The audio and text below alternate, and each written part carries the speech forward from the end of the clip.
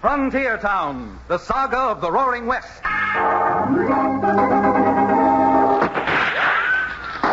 Frontier Town. El Paso, Cheyenne, Calgary, Tombstone. Frontier Town.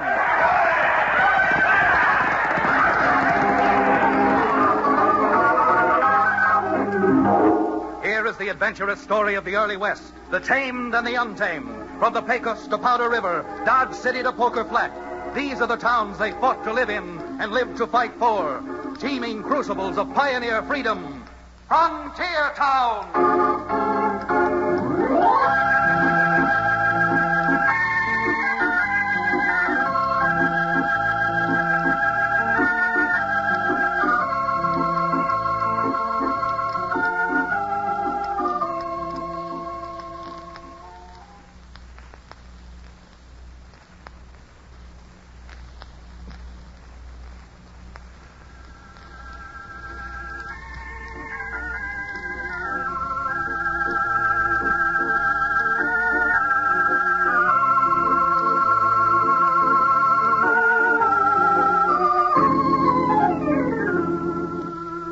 Not too far below the Continental Divide, nested in the narrow valley between the Red and the White Rivers, lies the boisterous, brawling frontier town called Dos Rios. That's where I come from. And the little shingle hanging outside my office above the livery stable reads Chad Remington, attorney at law. Now that you know who I am, maybe you're thinking a saddle-stop lawyer leads a pretty dull and humdrum life. But don't you ever believe it. No, sir. With the few good folks we have and the few bad ones out my way, life is pretty raw most of the time. Well, just take what happened to me about a month ago. Cherokee O'Bannon, who owns the livery stable, now that he's reformed from peddling his rattlesnake oil, came hot-footing up the rickety wooden steps which lead to my office, a copy of our weekly newspaper clutched in his hands. Ted, just wait. Just wait here, my boy, to see this. Well, what have you got there, Cherokee? A new formula for a patent medicine that is absolutely guaranteed to cure bad livers, cold shivers, sore withers, and heaves? Nothing of the sort, nothing of the sort. Just read this, right here in this box at the front page. Okay, here, let me have it. Oh, federal government throwing Tioga National Forest Reserve open for homesteading. Well, opening up the Tioga Reserve means turning over about 6,000 square miles for settlement. Absolutely correct. And if you know that territory, you'll be as excited as I am. Why, Chad, I believe that Tioga country is even richer than the Dos Rios Valley. Well, now, maybe I'm thinking a little slow this spring weather, but you're going to have to explain to me how it affects you. Chad, you know me well enough by this time to know that I'm not a mercenary man. Why, a dollar doesn't mean any more to me than... Then you're good right on. Than my good right? No, certainly not. The only real use I have for money is not for the real me, but for the other me, the drinking me. However, when I think of all the folks who are going to make that run into Tioga and settle there, it makes me realize they're going to need horses, and that a livery stable, getting in on the ground floor, should coin money, extended palm over closed digits. That's hand over fist to you. Well, Cherokee, I'm inclined for once to agree with you. A livery stable there stands a fair chance of making some money. But now that you're established here, why take the risk of moving to some new place where you might fail? Nothing ventured, nothing gained, they say. Oh. And I'm a venturesome character. How about it, Chad? You haven't taken a trip in months. Why don't we both get down to that land rush and look the Tioga over? Well, if for no other reason, I guess I'd better go just to keep you out of mischief. And anyhow, I must admit I get a real thrill out of seeing something like that. Oh, that's democracy really in action. Tad, you've just warmed the cockles of my heart. And now, so the other part of me warms up, too, I think I'll repair to the tavern across the street for a toast to the future. Be sure you make that just one toast. Well, if I'm going to make this trip with you, I'm going over to the judge's house and see Libby. Least I can do is tell her I'm going away.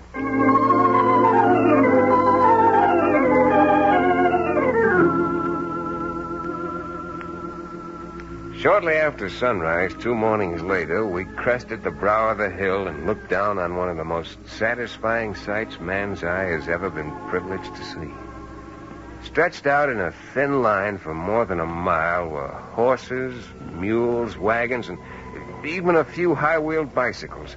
Anything and everything a man or a family could ride in which would take them into the race for a piece of that rich Tioga land. Even Cherokee was impressed. Chad, and this comes from my heart, this is the most inspiring sight I have ever seen. Oh, it certainly is. History's being made right before our eyes this morning. Can you explain to me exactly how this land rush works?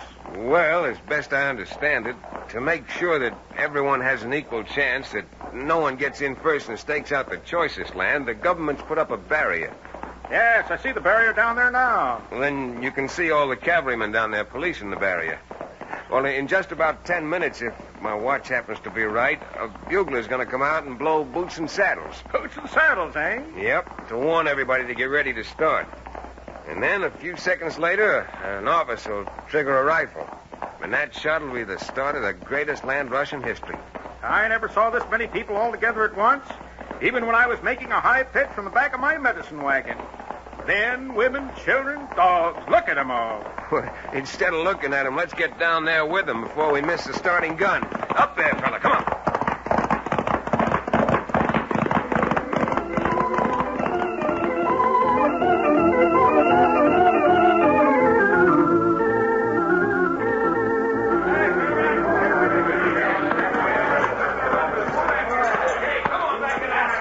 Well, darling, you excited? Oh, Kent. This is a sight I'll never forget as long as I live. Never. Then you're not sorry we left Atlanta? Oh, I'll have my moments. But I guess I'm just a farm girl at heart. 320 beautiful acres to work with our own hands. To build into something that'll... Sue Ellen, are you going to start that all over again? Well, there's plenty of time for ranching when I got the newspaper on a paying basis. Just think. The Tioga Weekly Sun. Kent Ramsey, if you're so much in love with printer's ink, we might just well have stayed there. Oh, Sue Ellen, this is no time to start an argument. Hey, look at that, will you? Well, that big burly-looking man in the frock coat trying to push his way to the front of the line ahead of everybody else. Why, look at him, Kent. He's got 2 bruisers with him. Probably his bodyguards. Well, he better not try to push his way in front of us. Take it easy, take it easy. There's plenty of land to go around. Come on, Fritz, Whitey, let's get through here. Kent, he is going to try to get ahead of us. All right, come on, make a little room, Bill. It's all right, brother. Just let us through. Just a minute, friend. Where do you think you're going? Whoa, hold that. Oh. You there. Oh, that you just said? I said if you think you're going to crowd in ahead of us after we've been waiting up here in line for more than 14 hours, you've got another thing coming. Kent, darling, be careful. He looks meaner than a cornered possum. I beg your pardon, ma'am. Did you say something? Yes, I did. I said you looked meaner than a cornered possum. And it wouldn't surprise me if you were even meaner than that. Why, you, if you don't... Don't. We're polite to ladies, or at least we try to be. Are you going to get to the back of the line where you belong? Or am I going to have to... Are you going to have to what, my friend? Oh, you mean that? Well, if you're fool enough to want to drag your pop gun, go on. They say experience is the best teacher. Kent, don't. Now leave that gun right where it is. Let go of me, Sue Ellen. Kent. All right, all of you, keep your hands up where I can see you. What? All right, Cherokee. Watch my horse. And who do you think you are butting in here? I'm the man who's been following you for the last 5 minutes, watching you almost run down people to get up to the front of the line. And I'm the man who's advising you to turn around and go back where you belong, at the rear of the line. You give a lot of cheap orders with that 6-gun in your fist. I don't need a 6-gun in my fist to see that those orders are carried out. Huh? Here, mister. You hold my gun. Why, sure. Now there's nothing in my fist but fingers. And I'm still telling you to move on. Come on, Fritz. You too, Whitey. But Laredo, I'm taking your advice this time, mister. But I'm going to give you some advice in exchange. The whole of Tioga isn't so big that I won't be running into all of you again. Get around that boy. Come on.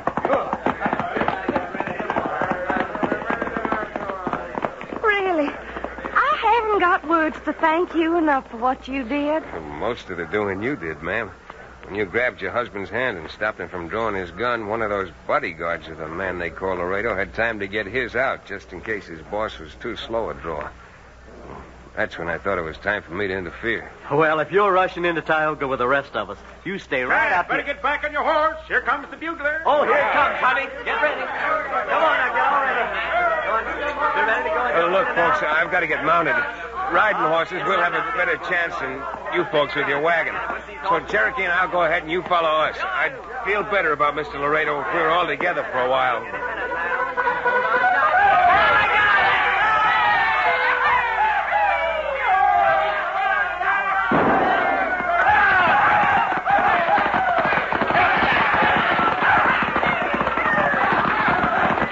Come on, Cherokee, now's our chance. Let's go.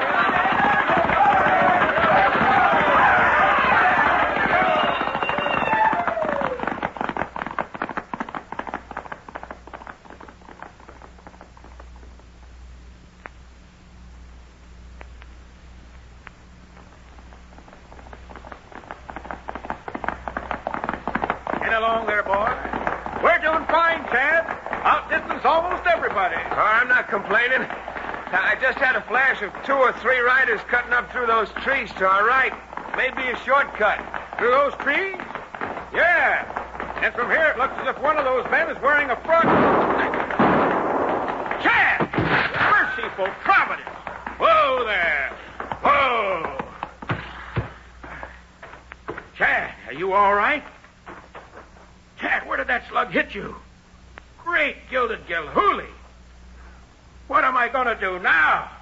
Here I am in the middle of no place, and Chad Remington's been shot clean off his horse.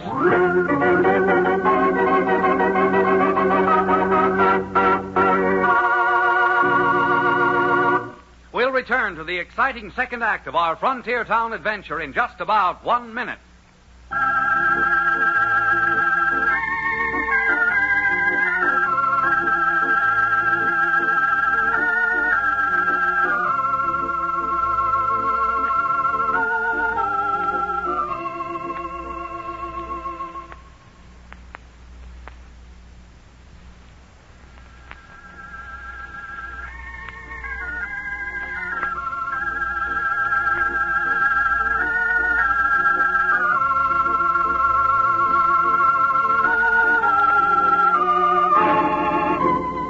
And now, Frontier Town.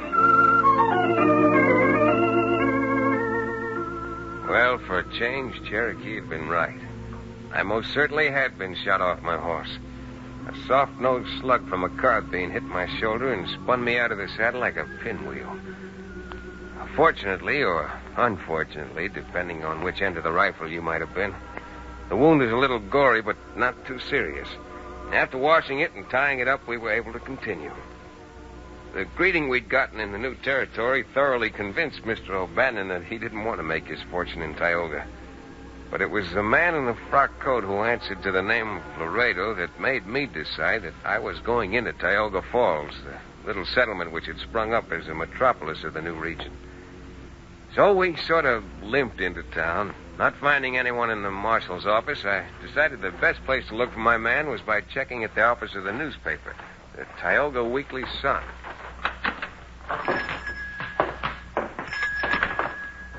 Madam, would you be good enough to give us some information? Oh, why, certainly. Well, it's you two again. Kent, my husband, and I followed you for several miles, but... Oh, dear, what happened to you? Being in a newspaper office, let's just say it was a little accident. Oh, Kent! Oh, Kent, darling, who do you think's here? My husband's back in the press room setting up part of this week's edition. Are you calling me Sue Ellen? I thought I heard you. Hello! Am I glad to see you two again? Well, I don't say this from politeness. We're glad to see you and your wife alive. Huh? After what happened to Chad, we didn't know if they'd gotten you, too. If who all had gotten us? That gent we tangled with the other morning at the starting line. The one in the frock coat.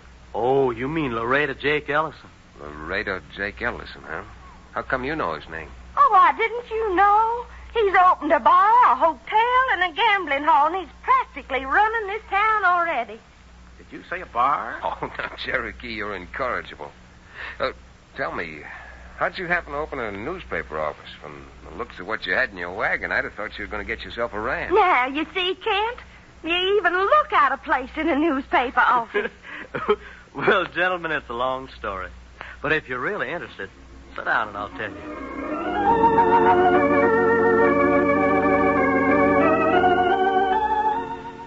Well, with a little friendly bickering between Sue Ellen and Kent Ramsey, we learned their story.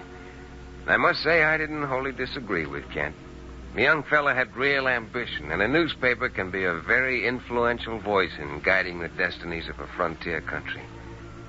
I also learned that Laredo Jake, even in this short time, had almost everyone in and around Tioga Falls either bulldozed or buffaloed, was starting to run the new town very much his own way.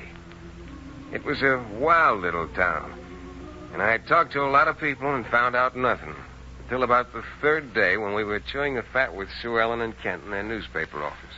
Well, Chad, what do you think Laredo Jake's going to think of this editorial? I don't think he's going to like it very much, Kent. But if I were you, and I'm not talking just as a lawyer, I'd take it a bit easy. After all, Chad's got more of an axe to grind as far as that crook's concerned. And he's just biding his time. Oh, you all argue with the man. Husband of mine or not, I seem to have no influence on him. Well, she's afraid she'll be a widow before she's really a bride. It's no laughing matter, Kent. When you're baiting a man like Laredo Jake Ellison, you're not out angling for catfish. You're going for shark. If you don't mind, Cherokee and I will sort of hang around your office tomorrow after the paper comes out and the gentleman in question has had the chance to read what you think of it.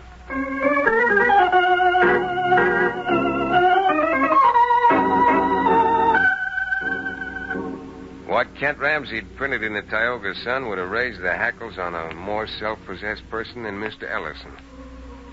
Well, we waited most of the day, and then late in the afternoon we saw him coming. Cherokee and I shifted our holsters just in case and waited for Laredo to say so. Boys, I'll tell you why I dropped in. I come by to congratulate the Ramseys on getting out a fine fighting newspaper. I believe that about as much as I believe that my rattlesnake oil cures lead poisoning. You're wrong, my friend. Because in this last week, I've had my eyes open. You're lucky someone didn't close it. Yes, sir, I've had my eyes opened. I never knew before what an enormous influence a newspaper can have in a town. Mr. Ellison, we'd appreciate it if you'd stop beating around the bush. All right, Mrs. Ramsey. Since finding out how important a newspaper is, I've decided to make you an offer to buy you out. An offer I don't think you'll refuse. And suppose I do refuse, what then? What then? I don't know. I can't make you sell out. But I don't think you're going to turn down an offer of $10,000. Ellis and I wouldn't sell out to you for $30,000. You know, I've always heard that literary men didn't have good business heads, but I never believed it before. Well, there's no use wasting any more time. I'll just be bidding you a very pleasant good day. Well, how do you like that? Here I was sitting with my both fists cocked, all ready to go, and he talked so sweet butter wouldn't melt in his mouth. I'll bet you he's got something up his sleeve. So will I. Why, he's so persnickety mean, I wouldn't even throw him in a swamp to alligators. My word. At this rate, Chad, we could spend 6 months down here trying to find something on that galoot. Trying to find something on him. Well, I guess we might as well confess it. That little accident which put a bandage on my shoulder when I rode into town, I'm afraid was no accident at all. But had been planned by Tioga's leading citizen, the right dishonorable Jake Ellison. Chad hadn't been turned halfway around his saddle, he wouldn't be here to tell the story. Why, that vicious sneaking no good. Imagine, Kent. You know what I got a good mind to do, Chad? I got a mind to run that story of yours about Laredo right smack on the front page of my next edition. Nothing doing, Kent. Even as poor a lawyer as I am, I know we haven't got a case built against him yet. Case? Why, y'all just said he tried to kill you. We all just told you a little story. A story no one can prove. Well, then how are you going to prove anything against a contemptible crook like that? By exercising a little patience. Now, for example, he wouldn't be so sure of himself that he'd come in here and offer to buy your paper if he didn't feel he had this town and this whole country right where he wanted it. So? So I'm expecting that life around Tioga isn't going to be as peaceful even as it has been. Now, there are too many gunslingers hanging around his cafe to be just waiting for Sunday to go to church, if we had a church. I'll make book on that and give you 6-2 and even. Not bad odds either. Suppose you're right, Chad. Well, then, I think we can take a leaf out of Laredo's book and play it smart ourselves. When you got a newspaper, mister, plus a little patience, it shouldn't be too hard to prove that the pen is mightier than the sword.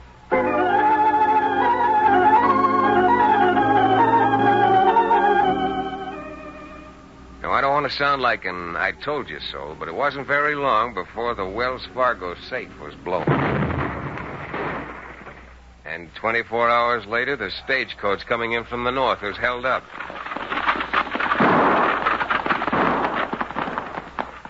And then the very same night, 2 men who'd won at Faro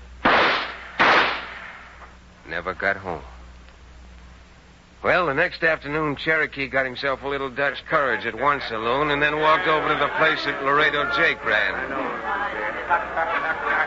Well, Laredo, here's to you.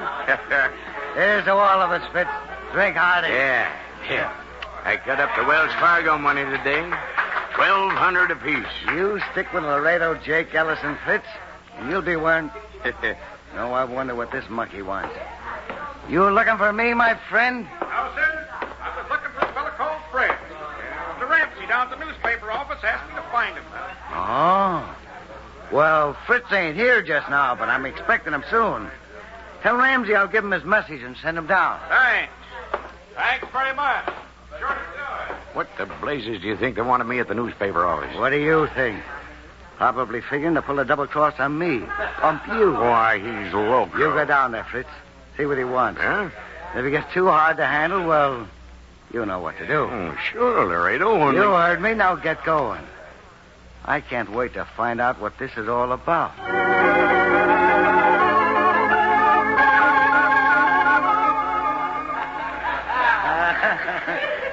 Say, Ellison, you got a minute? Yeah? Oh, you still hanging around Tioga Falls? You should have found out by this time that a lawyer'll starve to death in this town. Oh, I don't know. Looks now as if you might be needing one. But what I want was a dead lawyer. Dead lawyer? After the way you missed me that first day into Tioga? Or maybe you're a bum shot, but I think our local editor has hit the bullseye plumb center. Huh? Here, I thought you'd like to get a look at tomorrow morning's paper. Why, that good-for-nothing lying... Looks pretty bad in print, doesn't it? Confederate's confession implicates cafe owner in robberies. Looks like you're all done, doesn't it, Laredo? Why do you think Ramsey sent for your friend Fritz? What are you trying to do? Scare me? Well, if you're not scared, why don't you walk down to the newspaper office and face Fritz? Deny these things right in front of him. Why, sure. Sure, I'll go with... You double-dealing liar. Hey, Fritz! Yeah. Fritz, come over here. And you, Mr. Lawyer, you stay right where you are. Laredo, that big galoot who come in here and said they wanted me at the newspaper office must have been crazy. I waited more than an hour, and that editor wasn't even... Did you tell Ramsey I engineered those raids? You out of your head. Why should I give you away? Oh, yes, Fritz. Why should you? If I were you, Ramsey, I'd shut up. But fortunately, you're not me, and I'm not you. Because that gun-toter of yours said just enough in front of a few dozen people to put you in the calaboose. Hey, Marshal. Marshal? Why, you're sneaking low down. Drop that gun, Ellison. Miss me again, Laredo. But I'll see if I can make my aim a little better.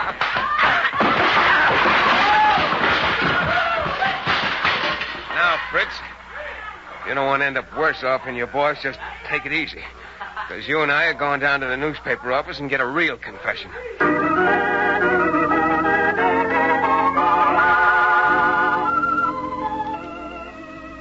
Should have seen Chad. His arms like 2 windmills. His fists like 2 pile drivers. Why, I tell you, the man was magnificent. A perfect example of American manhood. Oh, good night. With that kind of flowery prose, Kent, well, you ought to keep Cherokee here in Tioga and put him to work on your newspaper. Of course, not as a reporter. He got his facts a little wrong. Oh, but he makes it sound so beautiful. What facts has he got wrong? Oh, just a few essential ones. For example, I had only 1 fist flying. My other hand was well occupied wrestling that buzzard for his gun. Now, just 1 fist. You can't blame that entirely on me. That saloon you sent me to for my Dutch courage treated me so well I was seeing double. And moreover, Mr. Remington, I was not wrong when I say that your brilliance, your sheer and unmatched genius, gave birth to the idea which caught that crook. Cherokee's right about that, Chad. It was you who had the idea to print up a single copy of the paper with that phony headline to trick Ellison. Maybe it was phony, but now you can run 3,000 copies of the paper with the same headline because it's true. And, Cherokee, how about you and me starting back to Dos Rios? Right now, Chad? Right now. Of all the ill fortune. While you were demolishing Ellison's saloon, I saved one full bottle from falling off a table and hid it under a chair. Can I go back down there for just a minute? Nothing doing. I told you we'd stay just long enough to get our proof, and, Cherokee, I certainly didn't mean 100 proof.